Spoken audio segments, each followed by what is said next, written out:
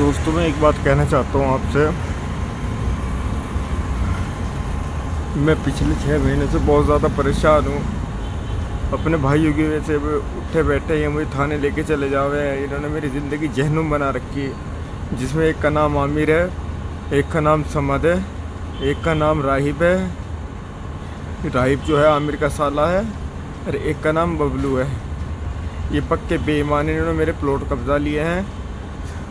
और ये हमेशा क्या करते हैं, जब भी मुझे थाने में बिठवा देते हैं, हमेशा मेरे प्लॉट कब्जा लेते हैं। उसके बाद में कोर्ट कचहरी के चक्कर के लिए मुझे छोड़ देते हैं। अब इन्होंने एक मुकदमा लगवाया है मेरे ऊपर, झूठा केस करवा के राहिब ने अपने घर पे गोली चलवा के ये दिखाया, गोली चला के कि मैंने चलाई वहाँ पे, और जबकि कि मैं वहाँ पे मौजूद भी नहीं था।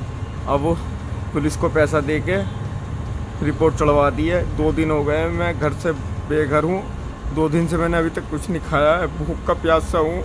मेरा बच्चा, मेरे सब कुछ सब मेरे से दूर है। अभी मेरी ज़िंदगी बिल्कुल ज़िंदगी नरक बना रखी है। अब मेरा जीने का कोई मन नहीं है। अब मेरी ज़िंदगी, जिसकी मेरी मौत का जो जिम्मेदार होंगे, 4 लोग होंगे। इन्होंने अभी तक 5 बार थाने में बिठवा लिया मुझे। 1 तारीख को इन्होंने मेरे ऊपर जानलेवा अटैक कराया था पुट्ठी के अंदर में, जिसमें मेरी कार चूरम चूर हो गई। बिल्कुल 6 बंदे थे जिन्होंने अटैक किया था। इन्होंने पैसे दे के हायर करके अटैक करवाया था मेरे ऊपर, जिसमें मैं बच गया। उसके बाद में 5 तारीख के यहाँ फिर इन्होंने मेरे से झगड़ा करके घर पे आके फिर मुझे थाने ले गए। थाने ले जाने के बाद में इन्होंने मेरी जमानत नहीं होने दी, तो मेरे पीछे खेत बांट लिया और मेरा प्लॉट कब्जा लिया। अब कल रात की बात है, परसों रात की बात है, 12-1 बजे के आसपास ये घर पे आया आमिर। ना हाथी तोड़ फोड़ करी।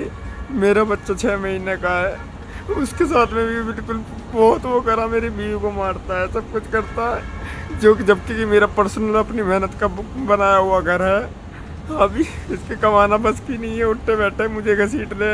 इसकी ससुराल अब्दुल्लापुर की है, जिसकी वजह से सारे के सारे चढ़ के आते हैं, मुझे बजाते हैं। मेरी नील पड़ रहे हैं, चोटों के निशान है बहुत बुरी तरीके से। ये देखो, पूरी तरीके से चोटों के निशान। बदन का कोई ऐसा आगा नहीं बचा जहाँ जो मेरे छल्ली ना हो, जो मेरी रग रग दुख ना रही हो। मेरा जीने का कोई मन नहीं है, जो मेरी मौत की जिम्मेदारी है। अब इन्होंने झूठी 307 लगवाई है मेरे ऊपर, सारी चीज़ें करी हैं इन्होंने। एक तरफा पुलिस को पैसा भर के मुझे घर से बेघर कर दिया, सारी चीज़ें कर दिया। मेरे उसके चक्कर में लगे हुए। अब मेरी बीवी को चिपट रहे हैं कि मकान दे, ये कर, वो कर, ये कर, ये वाला प्लॉट चाहिए और वो वाला प्लॉट चाहिए। मेरे टॉर्चर कर रखा है पूरी तरीके से, मेरे दिमागी हर चीज़ तरीके से। मेरी कार भी पूरी तरीके से तोड़ दी, मेरी बाइक भी तोड़ दी। मेरे पास कुछ नहीं छोड़ा किसी भी चीज़ का। मेरे प्लॉट कब्जा लिए, पुलिस ने इनका साथ दिया हमेशा। अब मेरी मौत की जिम्मेदारी 4 लोग होंगे, बबलू, आमिर, समद और राहिब। बस मैं यही कहना चाह रहा था, दिलकश मेरे बात, तुम अपने जैसे भी अपने लिए अच्छा वो कर लेना, अपनी ज़िंदगी अच्छी कर लेना। तुम मेरे चक्कर में मत पड़ना, मेरे लिए लाइफ बर्बाद मत करना। आदिल का ख्याल रखना हमेशा के लिए। देखो, पैसे रखते हैं मेरे लॉकर के अंदर। मेरे 3 लाख रुपए राहिब के पास हैं, ठीक है। 2 लाख रुपए तो मेरे ट्रांजैक्शन हुए हैं, इसमें चेक कर लेना फ़ोन पे। 1 लाख रुपए कैश में गए हुए राहिब पे। 3 लाख रुपए तो राहिब पे मेरे नकद है। एक प्लॉट के अंदर जो अच्छू के नाम है, उसमें मेरे 2 हिस्से हैं, ठीक है। अच्छू और भाई हसन अफरोज़ के नाम प्लॉट है वो, उसमें मेरे 2 हिस्से हैं, वो मेरा प्लॉट है।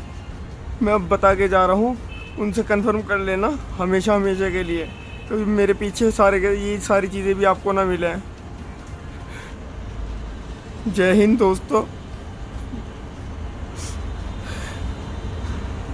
दिनांक 15 मई की रात में थाना क्षेत्र भावनपुर में कोट अब्दुल्लापुर गांव निवासी आसिम नामक व्यक्ति द्वारा खुद को गोली मारकर आत्महत्या किए जाने की सूचना प्राप्त हुई थी।